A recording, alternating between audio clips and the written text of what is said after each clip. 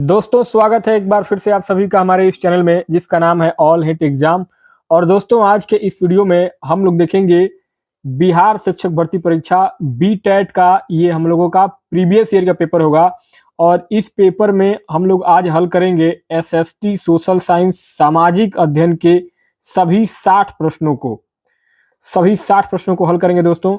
क्योंकि इसी पेपर में पिछला वाला जो वीडियो हम लोगों ने बनाया था वो बनाया था आपका सीडीपी बाल विकास मनोविज्ञान का प्रीवियस ईयर का पेपर का यही पेपर था। कल हमने वो वीडियो बनाया था और इसी पेपर में से आज हम लोग देखेंगे एसएसटी सोशल साइंस सामाजिक अध्ययन पेपर 2 जूनियर लेवल के लिए सभी 60 प्रश्न जो आपका पिछली बार परीक्षा कराया गया था बीटेट के द्वारा। तो पेपर 2 हमारे पास है, हमारे पास ये पेपर कोड है, आप देख पा रहे हैं। अब चलिए हम लोग दिखते हैं, सीधे बढ़ेंगे अपने टॉपिक की ओर। ये रहा आपका कल हमने जो पेपर हल किया था, ये आपका बाल विकास एवं शिक्षा शास्त्र का चाइल्ड डेवलपमेंट एंड पेडागोजी। इसमें हम लोगों ने ये पूरे 30 प्रश्न को हम लोगों ने कल हल कर लिया था। और अब आज बढ़ेंगे सीधे हम लोग एसएसटी सोशल साइंस सामाजिक अध्ययन के ऊपर।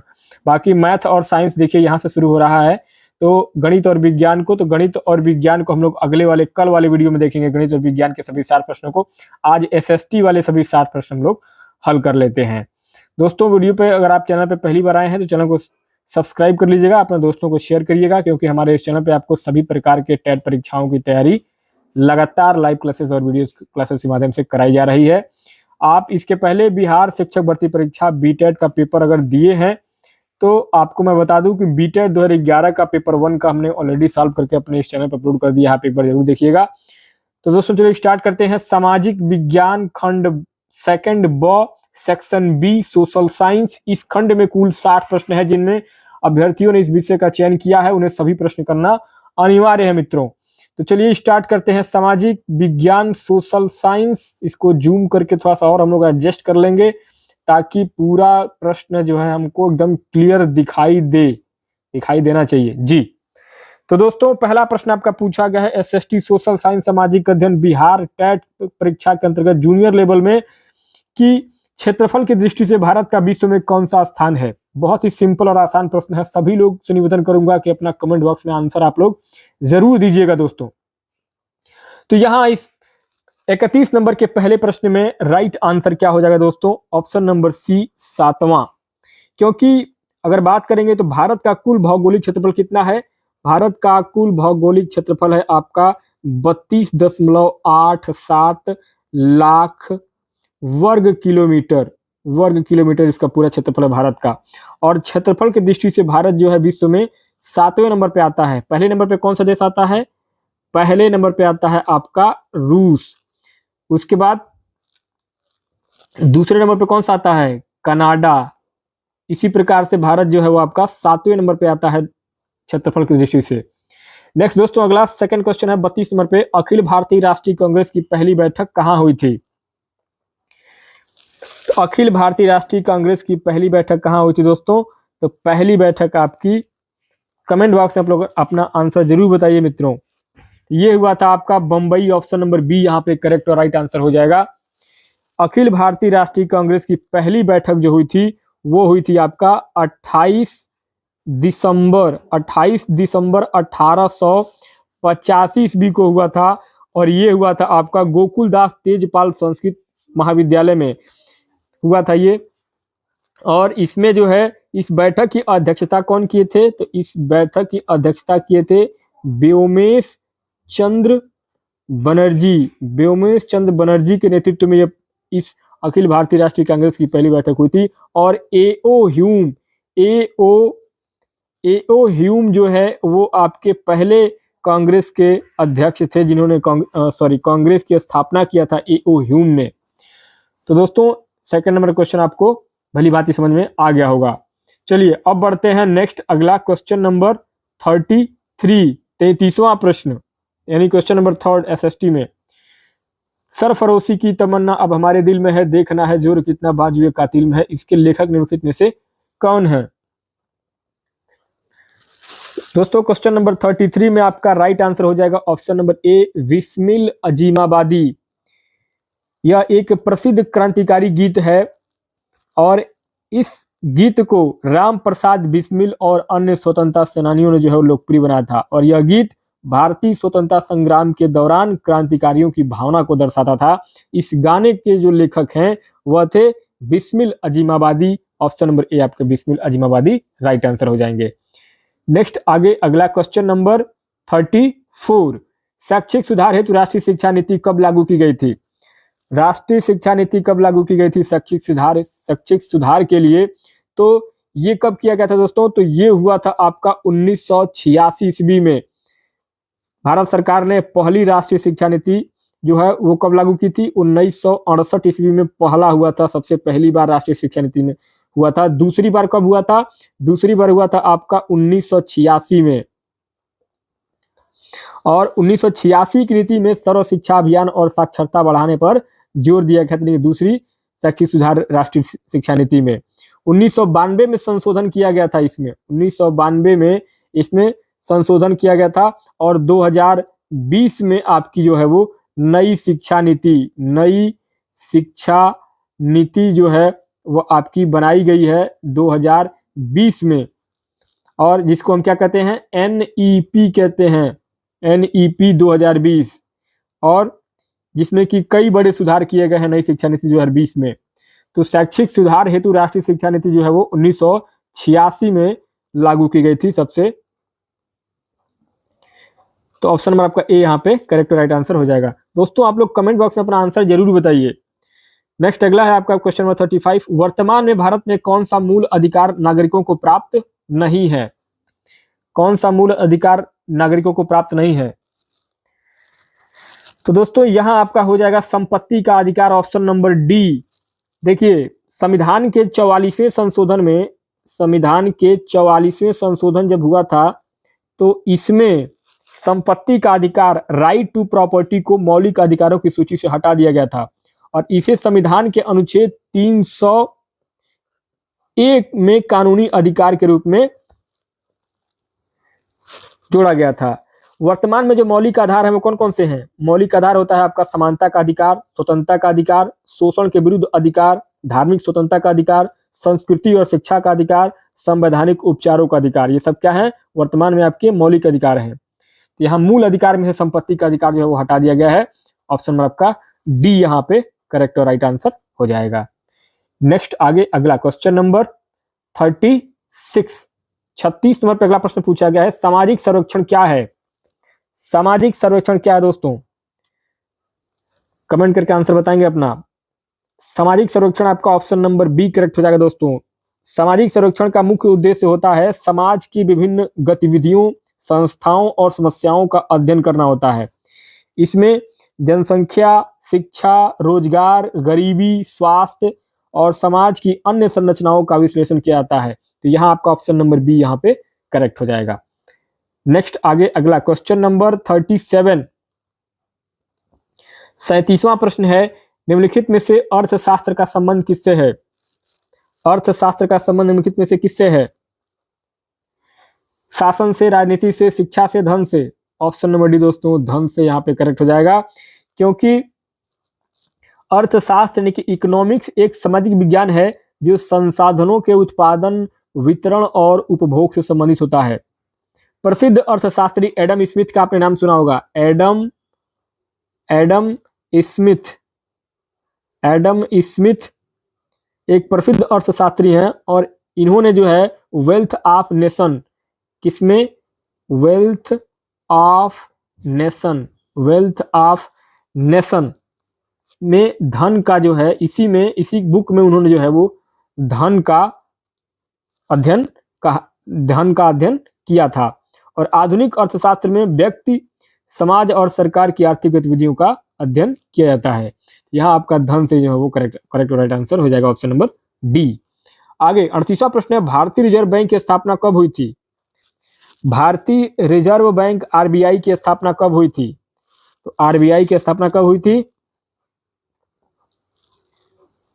1 अप्रैल 1935। भारतीय रिजर्व बैंक आरबीआई की स्थापना 1 अप्रैल 1935 को आरबीआई के अधिनियम 1934 के तहत हुई थी। इसे sir John Hilton Young commission किसके सर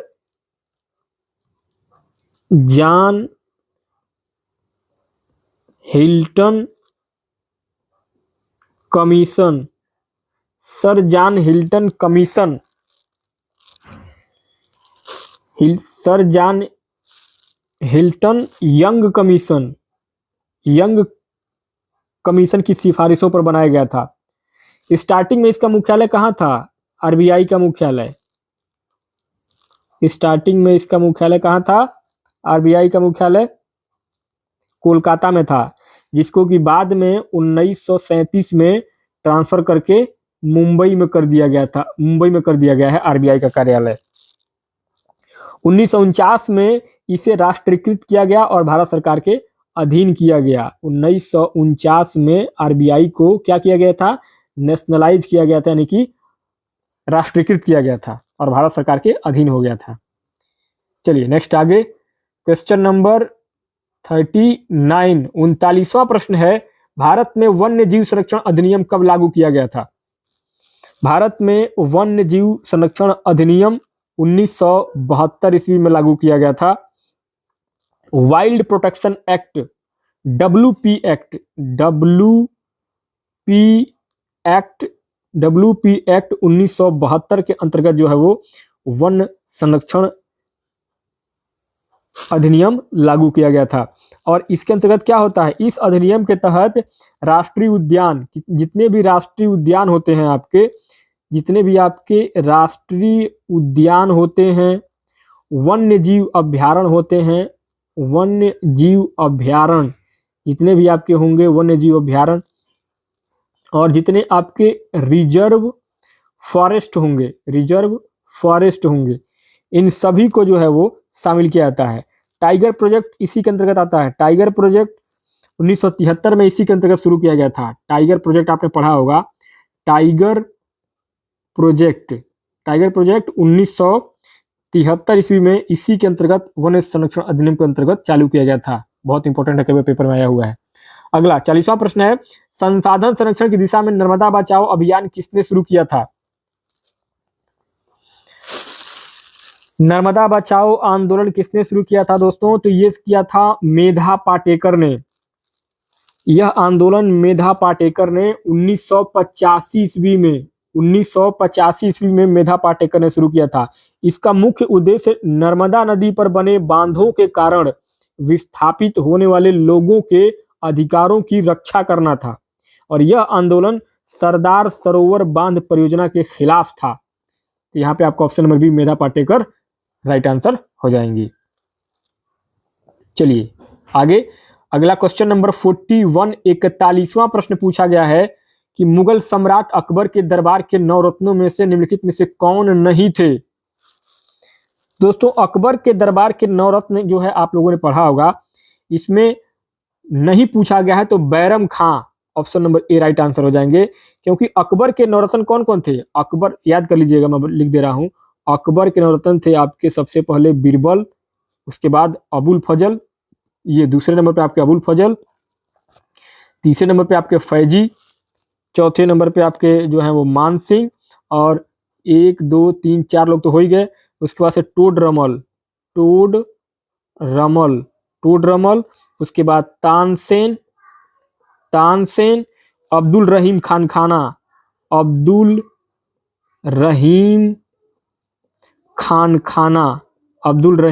खाना, इसके अलावा मुल्ला दो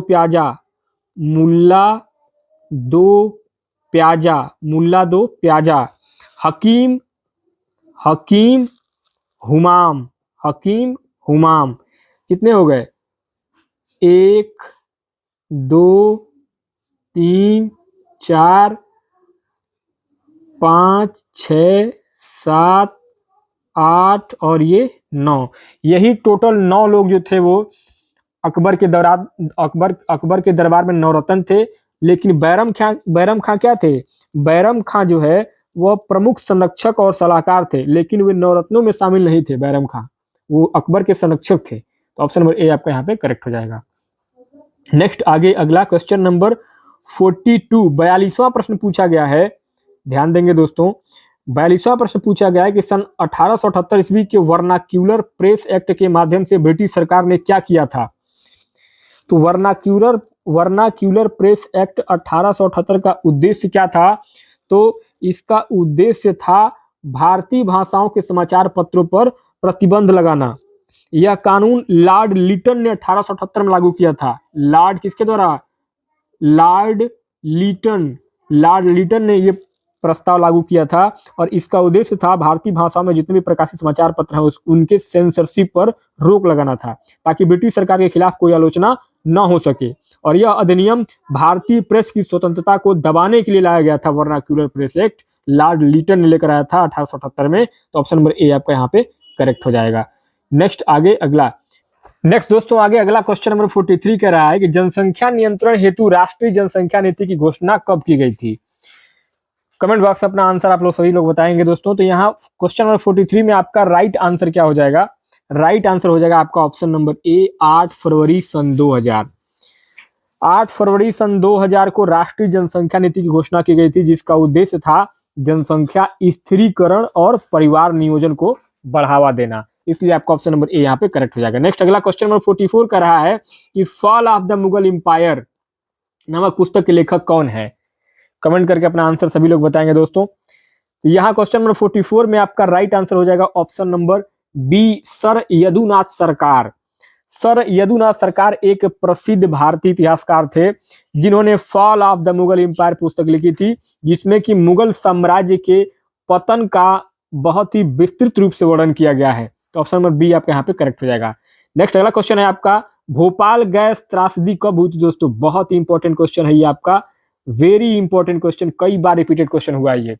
भोपाल गैस त्रासदी कब हुई थी। तो ये हुआ था आपका 1984 ईस्वी में, और यह आपका 2 और 3 दिसंबर 1984 की रात में यह घटना हुई थी, जब यूनियन कार्बाइड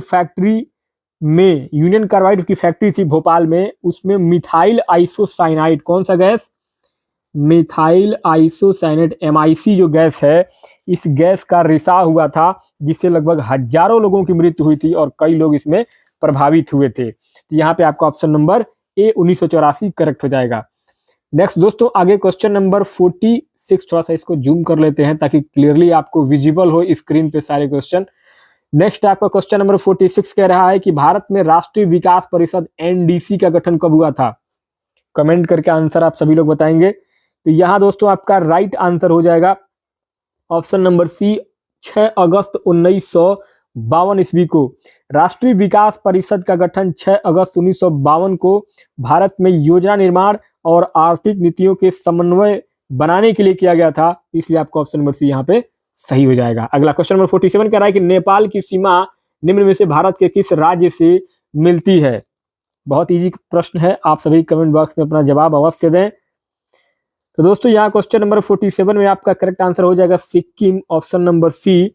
नेपाल की सीमा उत्तर में सिक्किम से लगती है और पश्चिम बंगाल, बिहार, उत्तर प्रदेश और उत्तराखंड राज्यों से मिलती है। तो ऑप्शन नंबर सी आपका यहाँ पे सिक्किम करेक्ट हो जाएगा। नेक्स्ट आगे अगला क्वेश्चन नंबर 48, 48वां प्रश्न क्या कह रहा है कि किताब उल हिंद नामक पुस्तक की रचना किसने की। किताब उल हिंद नामक पुस्तक की रचना किसने किया था। तो ये किया था अल-बरूनी ने। अल-बरूनी एक फारसी विद्वान थे जिन्होंने किताब उल हिंद नामक पुस्तक में भारत की संस्कृति, विज्ञान और समाज का विस्तृत वर्णन किया था।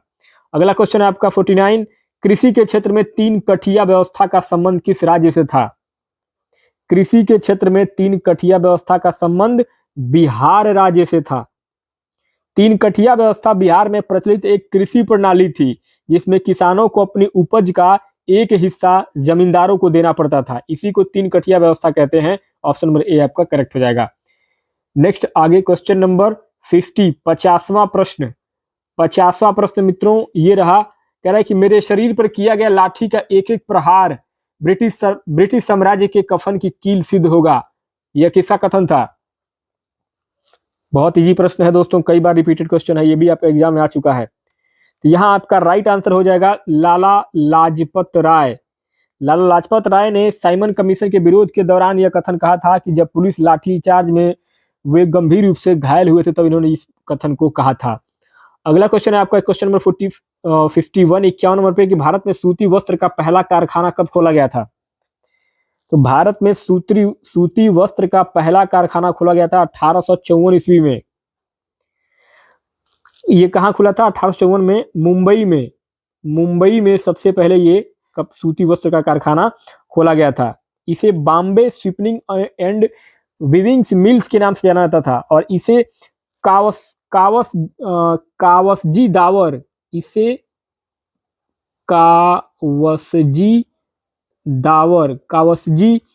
ने स्थापित किया था और यह भारत में औद्योगिक क्रांति की शुरुआत यहीं से मानी जाती है, जब भारत में सूती वस्त्र का पहला कारखाना स्थापित किया गया था वहां से। नेक्स्ट आगे question number 52 question number 52 question number 52 52 number पे अगला प्रश्न है, प्राचीन काल में किस स्थल मार्ग से एशिया और यूरोप का व्यापार होता था?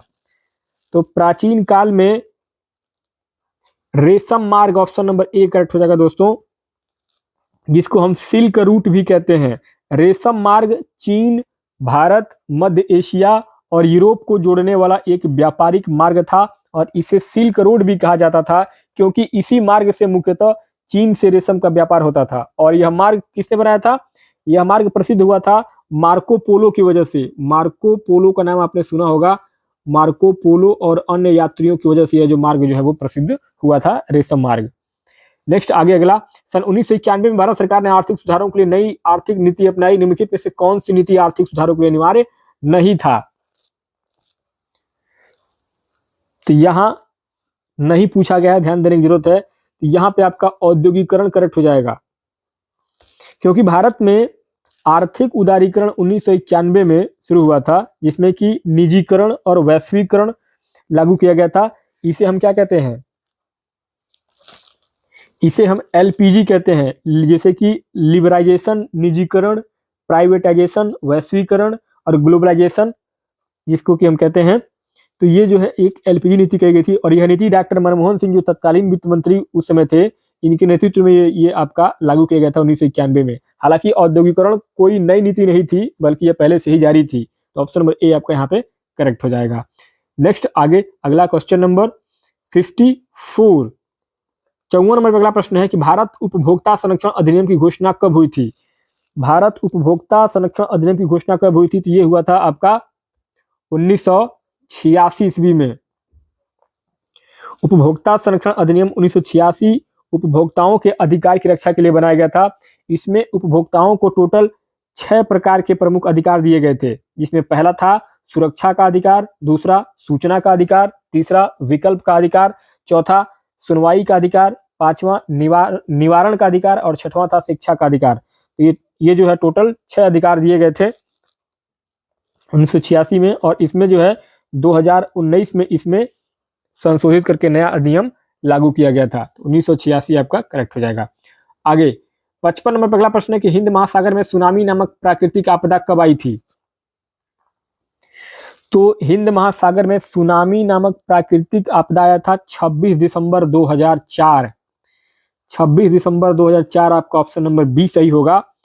26 दिसंबर 2004 को हिंद महासागर में एक भयानक सुनामी आई थी।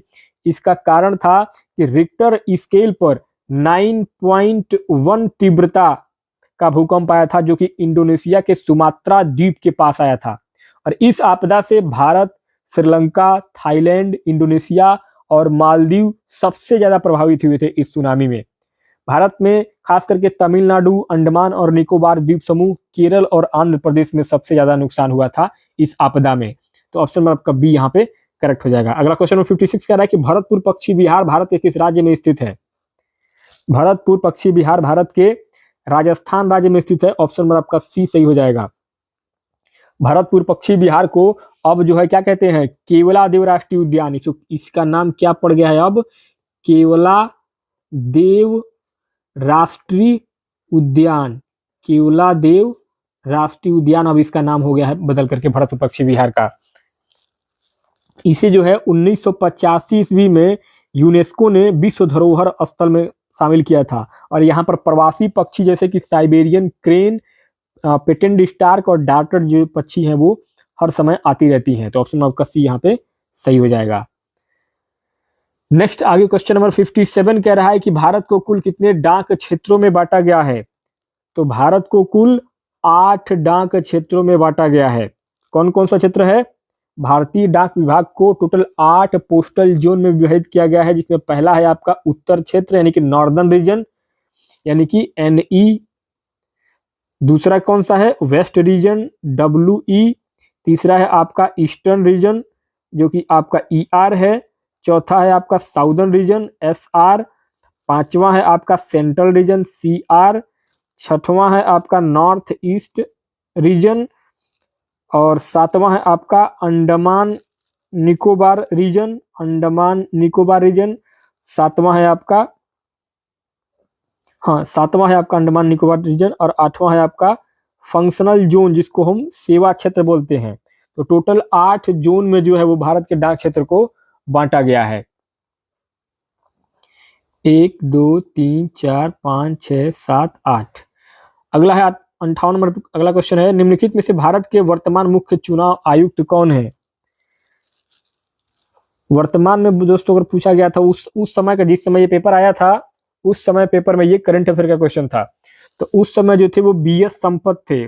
BS संपत वर्तमान मुख्य चुनाव आयुक्त थे, जिसको क्या बोलते हैं हम? Chief election commissioner.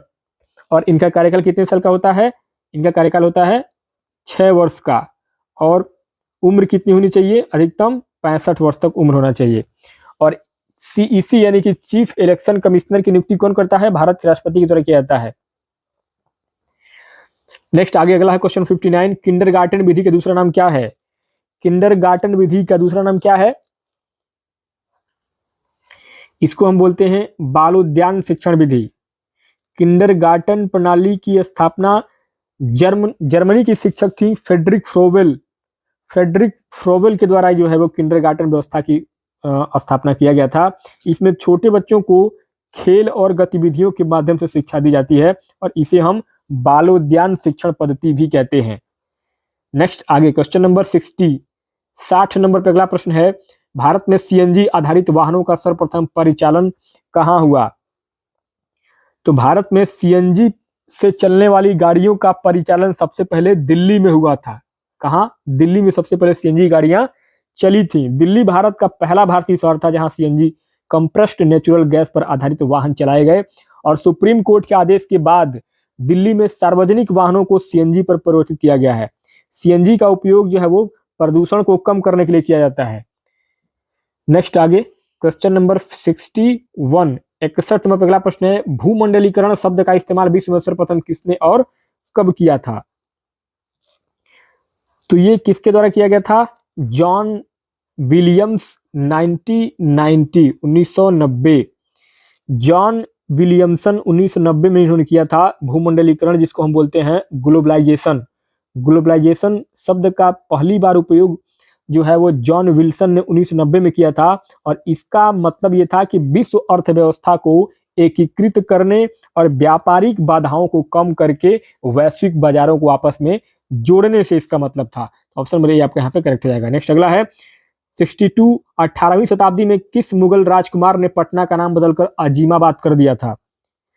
18वीं शताब्दी में तो ये कौन था? अजीमुशान।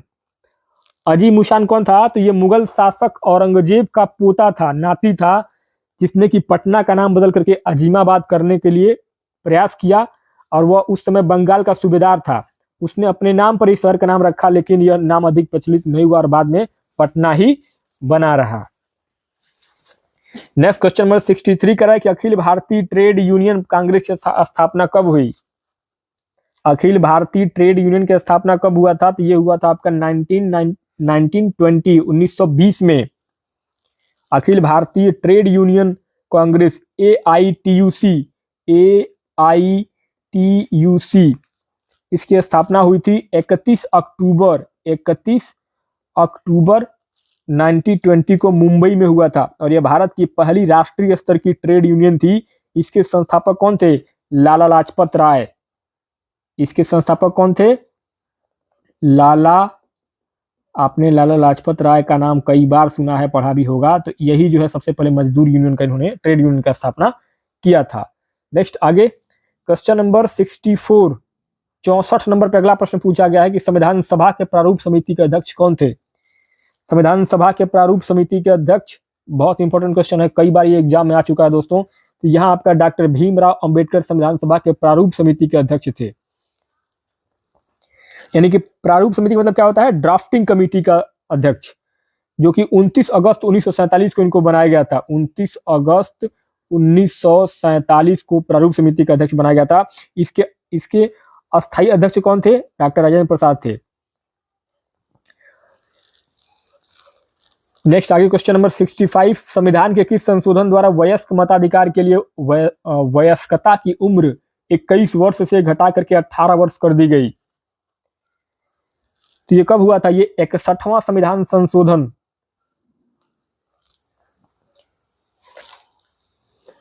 दोस्तों हालांकि इसमें चारों विकल्पों में से कोई भी विकल्प सही नहीं होगा, ऐसे ही एक आध क्वेश्चन जो है पेपर में गलत आते हैं। इसमें आपका करेक्ट आंसर होगा संविधान के 61वें संशोधन 1989। देखिए यहाँ पे ये 66वां दिया हुआ है, यहीं पे 61वां संविधान संशोधन 1989 के द्वारा भारत में मतदान की न्यूनतम आयु 21 वर्ष से घटा करके 18 वर्ष कर दिया गया था। और इसका मुख्य उद्देश्य युवाओं की राजनीतिक भागीदारी को बढ़ावा देना था। यह संशोधन तत्कालीन प्रधानमंत्री राजीव गांधी के कार्यकाल में शुरू हुआ था। याद रखिएगा 61वें संविधान संशोधन 1989। नेक्स्ट क्वेश्चन नंबर 66 कह रहा है कि राष्ट्रीय मानवाधिकार आयोग का गठन कब हुआ था। NHRC, राष्ट्रीय मानवाधिकार आयोग, नेशनल ह्यूमन रिसोर्स। नेक्स्ट दोस्तों अगला, हाँ, तो राष्ट्रीय मानवाधिकार आयोग का गठन कब हुआ था, तो ये हुआ था आपका NHRC का 1993, 1993, 12 अक्टूबर 1993 को राष्ट्रीय मानवाधिकार आयोग की स्थापना किया गया था। मानवाधिकार संरक्षण अधिनियम 1993 के तहत की गई थी इस आयोग का गठन। इसका उद्देश्य नागरिकों के मौलिक अधिकारों और मानव अधिकारों की रक्षा करना था।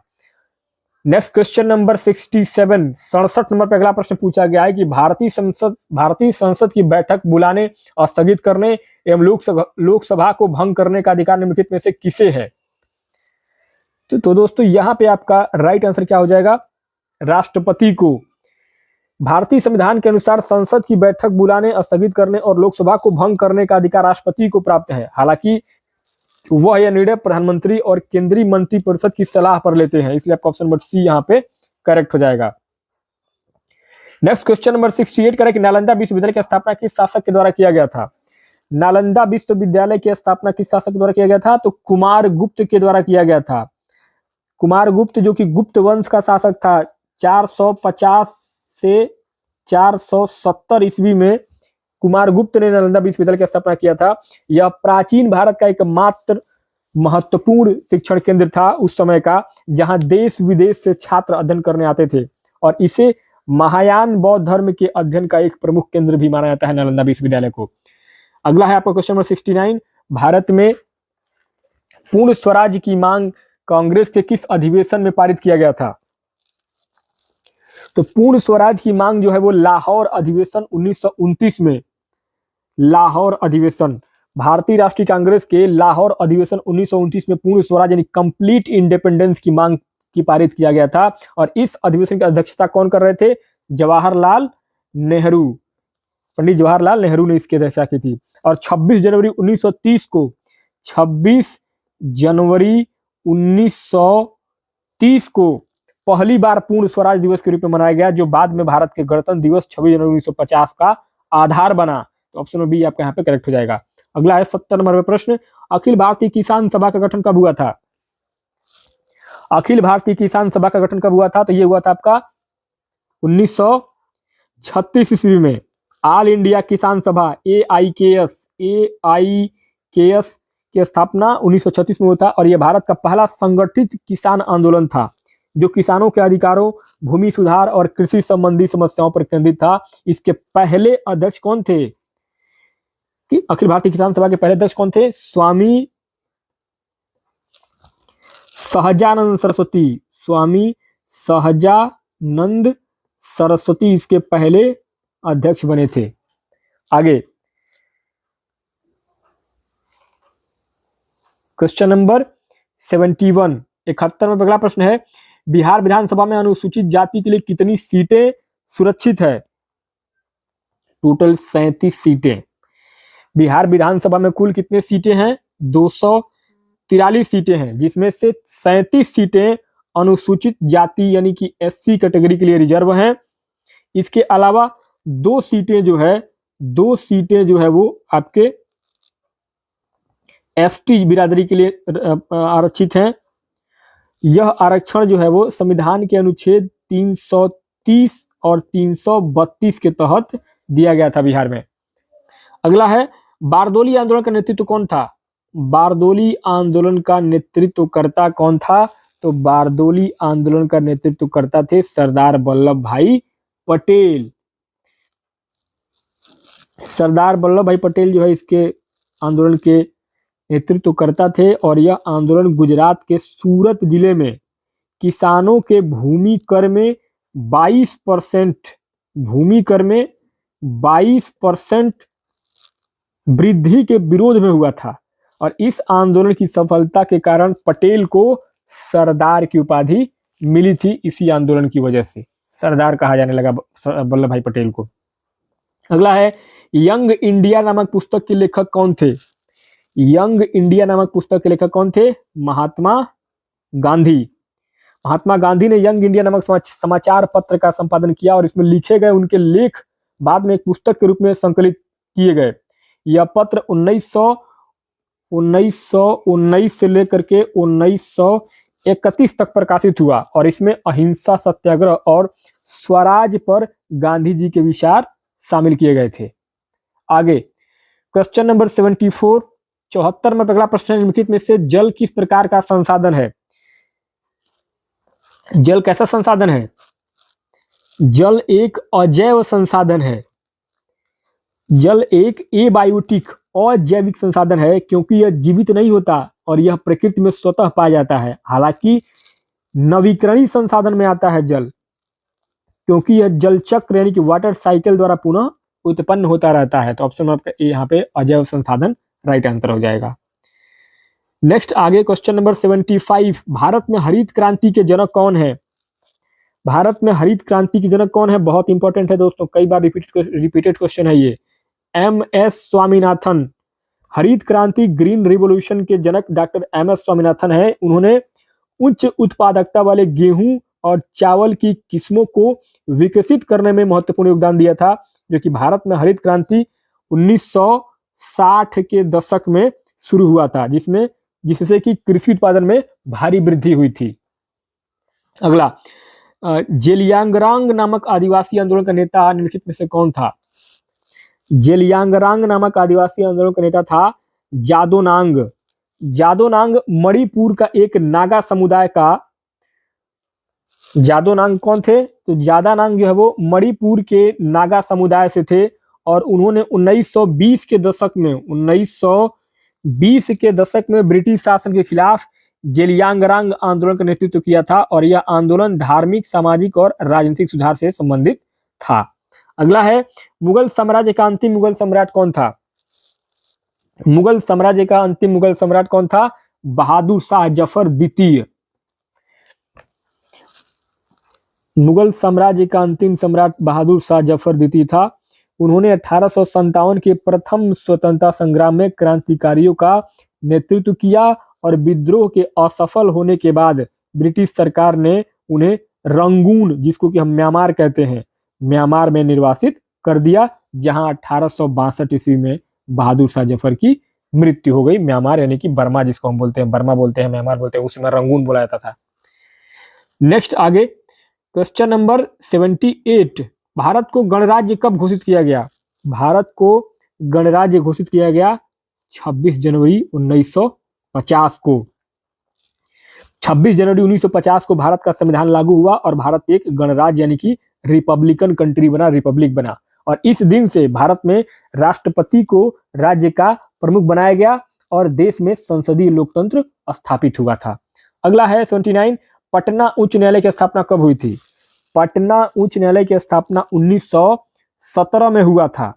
पटना हाई कोर्ट का स्थापना 3 फरवरी 1916 को इसकी रचना की गई थी। 3 फरवरी 1916 और यह 1 मार्च 1917 से कार्य करना प्रारंभ हुआ और यह बिहार और झारखंड का सबसे पुराना उच्च न्यायालय था पटना हाई कोर्ट। तो 19 आपका राइट आंसर हो जाएगा 1917 ऑप्शन नंबर बी। अगला है 80 नंबर अगला प्रश्न है भाखड़ा नंगल परियोजना, भाखड़ा नंगल नहीं भाखड़ा नांगल, भाखड़ा नांगल परियोजना किस नदी पर स्थित है? भाखड़ा नांगल परियोजना सतलज नदी, ऑप्शन नंबर सी।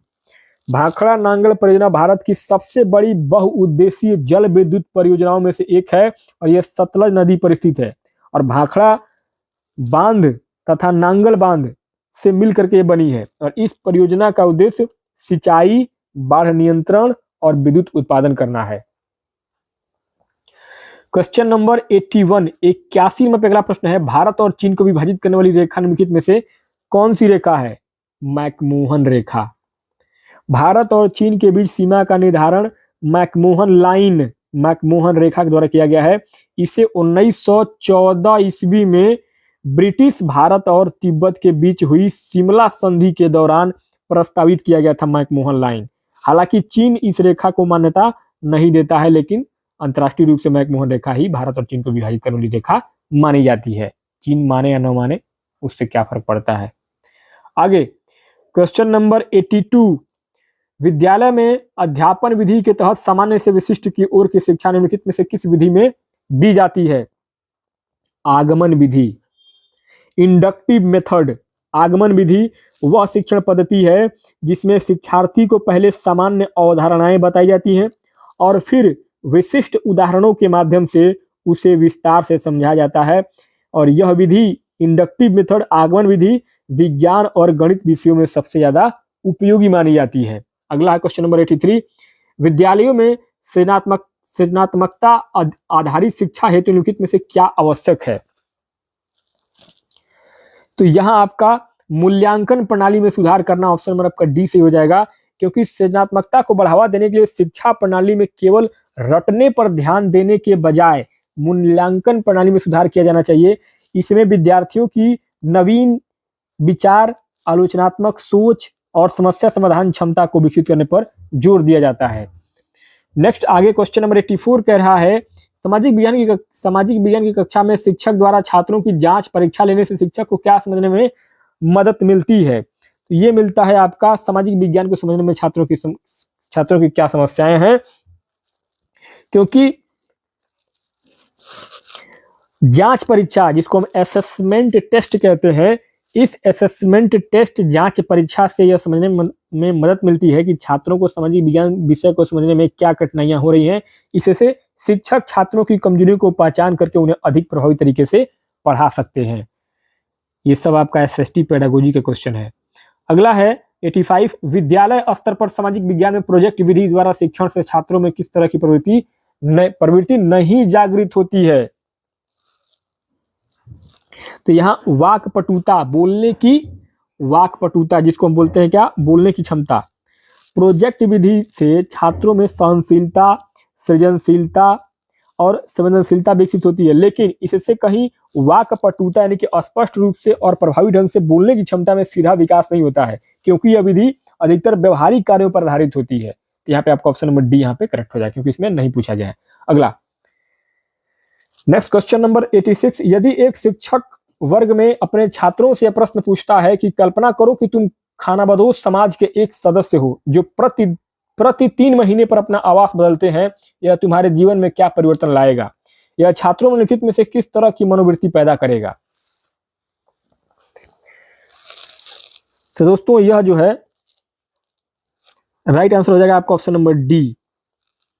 शिक्षक द्वारा छात्रों से यह कल्पना करने के लिए कहना कि ये वे खानाबदोश समाज के सदस्य होते हैं, तो इससे वे नई परिस्थितियों के अनुकूल ढलने, व्यवहारिक दृष्टिकोण अपनाने और कठिनाइयों का सामना करने के लिए प्रेरित होंगे। इसलिए आपका ऑप्शन नंबर डी यहाँ पे सही हो जाएगा। नेक्स्ट आगे क्वेश्चन नंबर 87 नंबर पर अगला प्रश्न पूछा गया है, निम्नलिखित में से सामाजिक विज्ञान शिक्षण के संबंध में कौन सा तथ्य उपयुक्त नहीं है। तो यहाँ नहीं की बात की गई है, तो यहाँ पे आपका ऑप्शन नंबर डी सही हो जाएगा।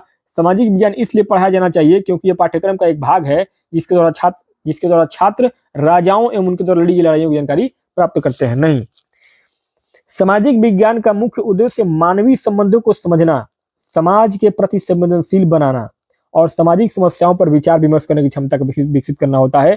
केवल राजाओं और लड़ाइयों की जानकारी प्राप्त करना इसका उद्देश्य नहीं होता है। इसलिए आपका ऑप्शन नंबर डी यहाँ पे सही हो जाएगा क्योंकि इसमें नहीं पूछा गया था। आगे क्वेश्चन नंबर 88 में पहला प्रश्न है, राष्ट्रीय महिला आयोग की पहली अध्यक्षा निम्नलिखित में से कौन थी। तो राष्ट्रीय महिला आयोग की पहली अध्यक्षा थी श्रीमती जयंती पटनायक। श्रीमती जयंती पटनायक। राष्ट्रीय महिला आयोग एनसीडब्ल्यू की स्थापना 1992 में हुआ था महिलाओं के अधिकारों की रक्षा और लैंगिक समानता को बढ़ावा देने के लिए। इसकी पहली अध्यक्षा श्रीमती जयंती पटनायक थी। नेक्स्ट आगे क्वेश्चन नंबर 89, ब्रिटिश सरकार ने आदिवासियों के लिए पेड़ों की कटाई पर रोक लगाने के लिए भारतीय वन अधिनियम कब पारित किया था। तो ये किया गया था आपका सन 1865 ईस्वी में। भारतीय वन अधिनियम 1865 ब्रिटिश सरकार द्वारा पारित किया गया पहला कानून था जो वन संसाधनों के उपयोग और संरक्षण से संबंधित था। इस अधिनियम के तहत सरकार ने वनों पर नियंत्रण बढ़ाया और आदिवासियों के पारंपरिक वन अधिकारों को सीमित किया था। नेक्स्ट अगला क्वेश्चन नंबर 90 नंबर पर आखिरी प्रश्न होगा इस वीडियो में, ब्रिटिश सरकार द्वारा पारित रोलेट एक्ट के विरोध में सभा कहां हो रही थी। रोलेट एक्ट के विरोध में सभा कहां हो रहा था, Jallianwala Bagh, option number D. Rowlatt Act 1919, Rowlatt Act 1919 के विरोध में 13 अप्रैल 1919 को जलियांवाला बाग अमृतसर में एक शांतिपूर्ण सभा आयोजित की गई थी और इस सभा पर ब्रिगेडियर जनरल डायर ने जनरल डायर के आदेश पर गोलियां चलाई गई जिससे कि सैकड़ों निर्दोष लोग मारे गए और इसे ही हम जलियांवाला बाग हत्याकांड के रूप में जानते हैं। तो ऑप्शन नंबर डी आपका यहाँ पे करेक्ट हो जाएगा। तो मेरे मित्रों, इस प्रकार से इस वीडियो में हम लोगों ने बिहार शिक्षक भर्ती परीक्षा जिसको हम बीटेट बोलते हैं, बीटेट का ये आपका प्रीवियस ईयर का पेपर था जिसके अंतर्गत हम लोगों ने पेपर 2 में एसएसटी के सभी 60 प्रश्नों को इस वीडियो में हम लोगों ने हल किया है उसके विस्तृत ऑफिशियल आंसर की के हिसाब से। तो दोस्तों, ये वीडियो कैसा लगा मुझे कमेंट बॉक्स में जरूर बताइएगा। चैनल पे पहली बार आए हैं, चैनल को सब्सक्राइब कर लीजिएगा, अपने दोस्तों को शेयर कीजिएगा और एक कमेंट अपना जरूर करके आप लोग हमसे पूछें कि आपको आगे कौन सा वीडियो चाहिए, किस टॉपिक पे चाहिए, ताकि हमें भी पता चले कि आपको किस टॉपिक पे किस वीडियो की रिक्वायरमेंट है। तो कमेंट करके दोस्तों अपना जवाब आप लोग जरूर दें। बाकी मिलते हैं एक नए वीडियो में नए टॉपिक के साथ, तब तक के लिए बहुत बहुत धन्यवाद हमारे